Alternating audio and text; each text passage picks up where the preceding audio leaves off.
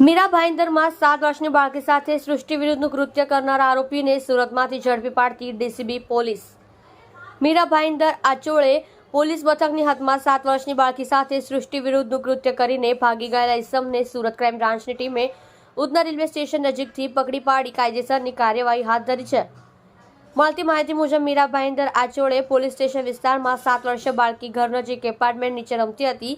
એ દરમિયાન અજાણ્યો એક ઇસમ બાળકીને બળજબરીપૂર્વક ખેંચીને એપાર્ટમેન્ટના અગાસી ઉપર લઈ ગયો હતો અને ત્યાં બાળકી સાથે સૃષ્ટિ વિરુદ્ધનું કૃત્ય આચર્યું હતું। આ દરમિયાન બાળકીએ બૂમાબૂમ કરતા અજાણ્યો ઇસમ ત્યાંથી ભાગી છૂટ્યો હતો।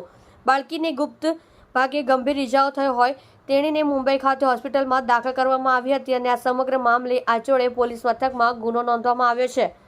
આ બનાવમાં સુરત ક્રાઇમ બ્રાન્ચની ટીમને આરોપી સુરતમાં ફરતો હોવાની માહિતી મળી હતી, જેથી સુરત ક્રાઇમ બ્રાન્ચની ટીમે આ સમગ્ર મામલે તપાસ હાથ ધરી હતી અને નવાગામ ડિંડોલી બ્રિજના નીચેથી આરોપી બગાવત શંકર મારવાડીને પકડી પાડ્યો હતો। સુરત ક્રાઇમ બ્રાન્ચની ટીમે આરોપીનો કબજો મીરા ભાઈન્દર ક્રાઇમ બ્રાન્ચ યુનિટ 2 વસઈને સોંપી કાયદેસરની કાર્યવાહી હાથ ધરી હતી।